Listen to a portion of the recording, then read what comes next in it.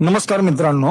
Video बनवायचं कारण असं की आज शिष्टमंडळाची आमची बैठक झाली विद्यार्थ्यांसाठी आणि बरेच विद्यार्थी ऑफलाईन पद्धतीने आले, ऑनलाईन पद्धतीने पण आले.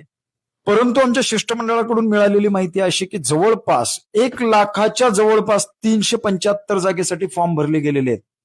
1,00,000च्या जवळपास.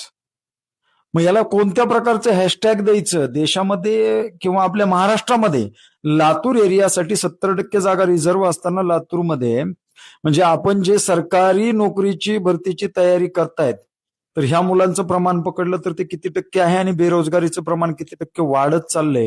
हे 375 जागेपासून 60%च्या 50%वर आणण्यासाठी करताना चालू झालेला संघर्ष आणि त्याच्यामधून एवढं मोठं उद्भवलेलं हे गणित माझ्या तर डोक्यापलीकडचे.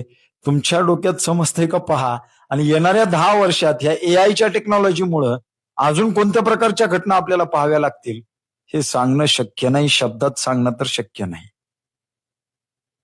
हॅशटॅग कमेंटमध्ये टाका.